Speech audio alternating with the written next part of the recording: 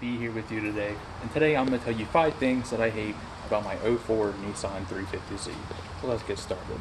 Starting off with number 1, this is not in any particular order by the way, is the doors. Now, if you don't know what I'm talking about quite yet, I'll show you.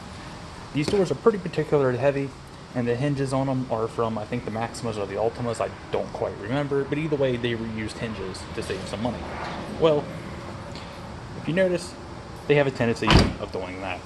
And there is nothing worse than when these things hit your shins, your knees, or you're trying to work on the car, and it just will not stay open. These doors are particularly heavy, and I could not tell you how many times I've hit myself in the shins, trying to get out, sitting on the hill, and you get a big door on your leg.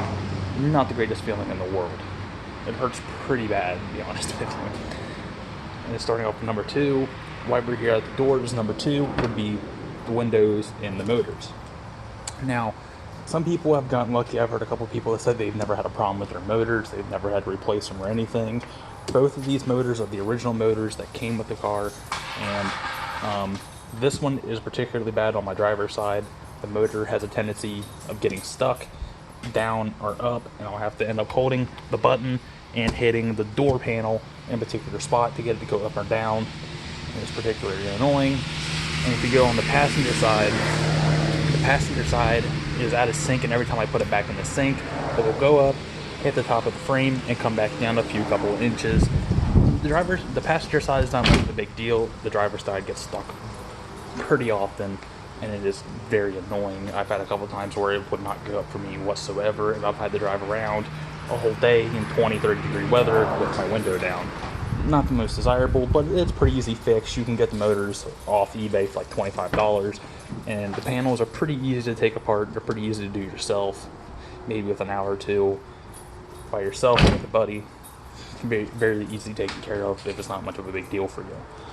Starting off with number 3.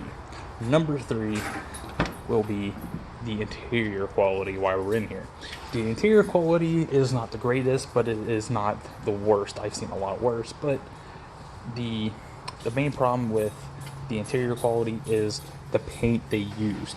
I've heard a lot of people say that these things have a tendency of getting chipped, scarred, and everything else. Paint peel, paint chip, anything you can possibly think of. This one was particularly bad. I've fixed it once, but it needs fixed again. It was all scratched up right here from somebody holding the door open with their keys in their hand and scratching it, completely leaving divots, and I had to use a filler primer, sand it down multiple times just to get it smooth.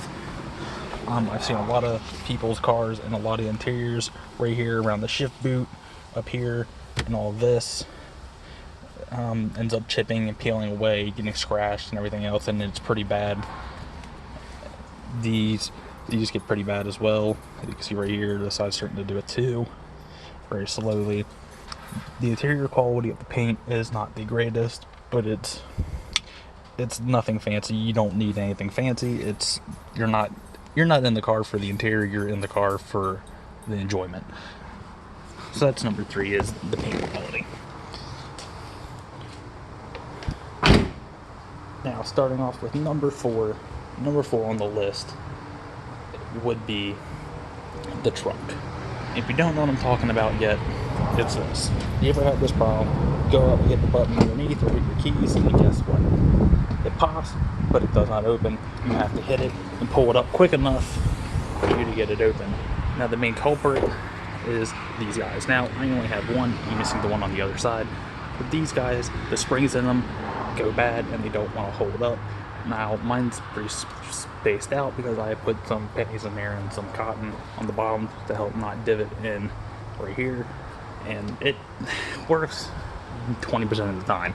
It doesn't happen often, but that is kind of annoying too, is when you have your hands full and you're trying to open up your trunk and you have to put everything down just to open up your trunk. Now, I have learned a trick where you can do it pretty quickly, pretty easily with one hand. You hit the button again, and hurry up and grab it with one hand. You can easily get it open with one hand still if you figure out the trick. Not a bad trick to learn if you have that problem. It saves you spending, I think, for like $40 at Advanced Auto. Things are pretty expensive just for a spring. So that's a little easy way to get by. Now, this one is not number 5, but it is kind of a pet peeve. It does kind of annoy me, and this one is the brakes. Now, I do not have the Brembo package. This is the touring model, so I do not have the Brembo package. I have the regular brakes up front, but even these things put off a lot of brake dust. Now, I have the 18-inch wheels with the brakes, and these things put off a lot of dust. You can see the rim is very dirty. There's a lot of dust on it. Has a lot of stuff on it, and I just cleaned these probably about a week ago, and these things are pretty nasty. These things put off a lot of brake dust. Not a big deal because the brakes on these are actually pretty fantastic. I love the brakes. You stop on a dime. They're very good. I'm not really complaining, but when you clean your car, clean your rims, everything, and a day or two later, it looks like nothing ever happened, like they were never even touched. But they are very good brakes. Now, starting off with number 5. Number 5 is the front bumper fitment. Now, if you don't know what I'm talking about, the front bumper fitment, this is what I'm talking about. Number 5 is these bumpers have a tendency, this one's pretty flush except for right there, is this. You can see this one has a tremendous gap.